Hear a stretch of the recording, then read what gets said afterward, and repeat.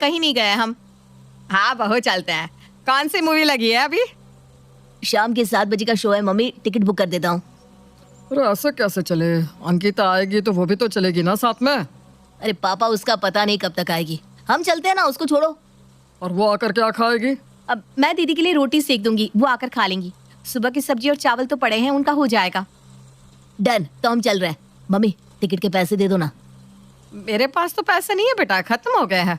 इस महीने अंकिता ने मुझे पैसे कहाँ दिए, उसकी पगार ही नहीं आई। तो अब क्या करेंगे, कैसे जाएंगे हम? विकी कुछ करो ना, मेरा बहुत मन है जाने का। Don't worry darling, when Vicky is there, Ankita direct payment कर देगी। विकी 4 टिकट बुक करके अंकिता का यूपीआई डाल देता है और अंकिता को कॉल करके कहता है, अंकिता बहना, जरा मोबाइल देखना, मूवी पेमेंट कर देना। तुझे पता है ना, तेरा भाई तो ना के बराबर कमाता है, उस पर से इतने खर्चे तेरी भाभी के। मम्मी को भी तूने इस महीने पगार नहीं दी, वरना वही दे देती। अरे कोई बात नहीं भैया, इसमें कौन सी बड़ी बात है, मैं कर देती हूँ। अंकिता तुरंत पेमेंट कर देती है। भैया देख लो, पेमेंट हो गया है। मैंने तो बहुत कहा कि अंकिता नहीं जाएगी तो मैं भी नहीं जाऊंगा। तेरे आने का वेट कर रहा था मैं बहना, लेकिन फिर तेरी भाभी ने कहा कि ये लास्ट शो है और फिर सबको देखने का बहुत मन था, तो मैंने भी हाँ कह दिया। तू जल्दी से आ जा, फिर हम साथ में चलते हैं। नहीं भैया, मुझे टाइम लग जाएगा, आप लोग जाओ। वैसे भी मैं बहुत थक गई हूँ, आकर भी नहीं जा पाऊंगी। ठीक है बहना, जैसा तू कहे। अब तेरी भाभी ने तेरे लिए खाना बना दिया है, तू खा कर सोना। हाँ, विकी के चेहरे पर हल्की सी मुस्कान आ जाती है। काम बन गया। चलो सब तैयार हो जाओ। मैं कितनी किस्मत वाली हूँ, मुझे ऐसा परिवार मिला। मेरे कारण सब रुक रहे थे, सब मुझसे कितना प्यार करते हैं। आज ही मम्मी को पैसा दे दूंगी। इस महीने लेट हो गया, वो बेचारी कैसे मैनेज करेगी। इधर सब मूवी चले जाते हैं, उधर अंकिता आकर खाना गरम करके खा लेती है। भाभी जाने से पहले मेरे लिए इतना सब कुछ बना कर गई है, बेचारी बनाने में ही थक गई होंगी। सब कितना करते हैं मेरे लिए। अंकिता खा पीकर सो जाती है। इधर बाकी लोग मूवी देखकर एंजॉय करके वापस आते हैं। अगले दिन सुबह अंकिता उठते ही सीमा के हाथों में पैसे रखकर कहती है, मम्मी ये महीने के खर्च के पैसे, वो सैलरी नहीं आई थी ना, तो इस बार थोड़ा लेट हो गया। अरे कोई बात नहीं मेरी बच्ची, मेरे पास कुछ पैसे जमा किए हुए थे, मैं उससे काम चला रही थी, अब उसमें मिला दूंगी। इतना टेंशन लेने की कोई ज़रूरत नहीं है। माँ तुम कितनी अच्छी हो, आई लव यू माँ। इसी तरह दिन बीतने लगते हैं और अंकिता को हमेशा लगता है कि उसके घर वाले उससे बहुत प्यार करते हैं, लेकिन उसके घर वाले उससे नहीं, उसके पैसे से प्यार करते हैं। अंकिता अपने परिवार के लिए खर्च करके और उनकी जिम्मेदारी उठाकर सुकून महसूस करती है। एक रोज अंकिता के ऑफिस में उसके साथ काम करने वाली उसकी दोस्त वैष्णवी उससे कहती है, यार चलना गोवा घूम कर आते हैं, बहुत दिनों से कहीं गए नहीं घूमने, काम कर करके ना बोरियत हो गई है। यार गोवा में खर्च बहुत हो जाएगा, इतना मेरा बजट नहीं है, ऊपर से इस महीने सोचा था घर के लिए डाइनिंग टेबल खरीद लूँ। अरे यार जब देखो तुम यही करती रहती हो, इसके लिए ये उसके लिए वो, कभी तो अपने बारे में भी तो सोच, कितना थक जाती है तू, काम कर करके बोर नहीं होती क्या? मैं नहीं करूँगी तो कौन करेगा सबका। मेरे घर वाले मेरे लिए कितना कुछ करते हैं, मुझसे कितना प्यार करते हैं, जब वो इतना करते हैं तो मेरा भी तो कोई फ़र्ज़ बनता है ना। ओ हेलो, तू कौन सी गलत फहमी में है? कोई तुझसे प्यार व्यार नहीं करता, सब तेरे पैसे से प्यार करते हैं। ऐसा नहीं है, सब मुझसे बहुत प्यार करते हैं। अरे तू कब समझेगी यार, तुझे लगता है कि सब तुझे प्यार करते हैं, तो तू ना कुछ दिनों के लिए तेरी नौकरी छूट जाने का बहाना कर, फिर देख खुद ही तुझे समझ में आ जाएगा कौन तेरा अपना है और कौन पराया। तुझे लोग प्यार करते हैं या फिर तेरे पैसों से? क्या यार तू भी कैसी कैसी बातें कर रही है, तुझे कुछ हुआ है क्या? मुझे कुछ नहीं हुआ, मैं ठीक हूँ, लेकिन जल्द ही तुझे पता चलेगा कि तेरे अपने कौन है। मैं तो चली, वक्त से किसी की असलियत छुपती नहीं है। वैष्णवी वहाँ से चली जाती है और अंकिता उसकी बातों को इग्नोर करते हुए कहती है, पागल हो गई है ये लड़की, कुछ भी बोले जा रही है। मेरे घर वाले सब मुझ पर जान देते हैं। शाम को अंकिता भी ऑफिस से घर चली जाती है। सबके साथ खाना पीना खाकर जब वो सोने जाते हैं तो उसके दिमाग में वैष्णवी की बातें घूमने लगती है। एक बार चेक करके देखने में कोई बुराई नहीं है, क्यों ना मैं लीव लेकर जॉब छोड़ने की एक्टिंग करूं।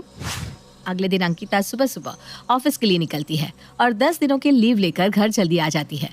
अंकिता को घर में इतनी जल्दी देखकर सब चौंक जाते हैं और बारी बारी आकर उससे पूछने लगते हैं, दीदी क्या हुआ, कोई बात है क्या, आप इतनी जल्दी आ गई? बेटा क्या हुआ, तू तो हमेशा 7 बजे से पहले कभी नहीं आती। क्या हुआ मेरी रानी बेटी, तू कुछ बोल क्यों नहीं रही, इतनी जल्दी वापस कैसे आ गई? क्या बोलूं मम्मी, मेरी जॉब चली गई है। सीमा अपने माथे पर हाथ रख लेती है।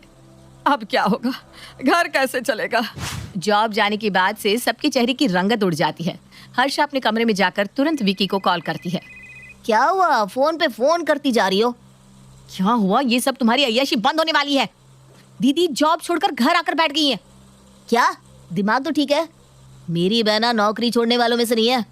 मुझसे क्या कह रहे हो? घर आकर खुद ही देख लो। विकी उसी वक्त घर आता है। क्या हुआ बहना, तू ऐसे जॉब छोड़कर क्यों चली आई? मैंने जॉब नहीं छोड़ी, मुझे निकाल दिया गया है। अंकिता उदास होने की एक्टिंग करके अपने कमरे में चली जाती है। अरे मम्मी अब क्या होगा? इसकी नौकरी चली गई। अरे तुम इसे समझाओ ना, अपने बॉस से बात करे, वरना कैसे चलेगा सब। अब तू चुप रह। 2-4 दिन के बाद मैं इससे बात करूंगी। तुझे क्या लगता है मैं इसे इस तरह घर में बैठने दूंगी? इसी तरह दिन बीतने लगते हैं। अंकिता घर में आराम से पड़ी रहती, देर से उठती, दिन भर टीवी देखती, शाम को दोस्तों के साथ घूमने निकल जाती। ये सब देखकर विकी का खून जलने लगता है और वो घर में चिड़चिड़ करने लगता है। ये सब क्या है मम्मी? तुमने उसे समझाया नहीं? अरे क्या करूं, बहुत समझाया उसे, लेकिन वो मानने को ही तैयार नहीं है। बोल रही है मुझे निकाल दिया है जॉब से तो मैं दोबारा झुक कर मांगने नहीं जाऊंगी। अच्छा, तो घर पर बैठकर हमारी छाती पर मूंग दलेगी क्या? दिन भर बैठकर खाती रहती है, खर्चा नहीं लगता है क्या? इतने में ही अंकिता घर वापस आ जाती है। पापा आप इसकी ना अब शादी कर दो। उम्र बीती जा रही है, कब तक इसे घर में बिठा कर रखेंगे? हाँ बेटा, आप ढूंढते हैं कोई लड़का? मेरी नजर में एक लड़का है जो मेरे साथ ही काम करता था। ठीक है, तुम्हें जिससे शादी करनी है हम करवा देंगे। अच्छा है लड़का ढूंढने का चक्कर तो खत्म हुआ, वरना उसमें भी इतने खर्चे लग जाते। अगले दिन विक्रम से राकेश और सब मिलते हैं और उसका रिश्ता अंकिता से तय हो जाता है।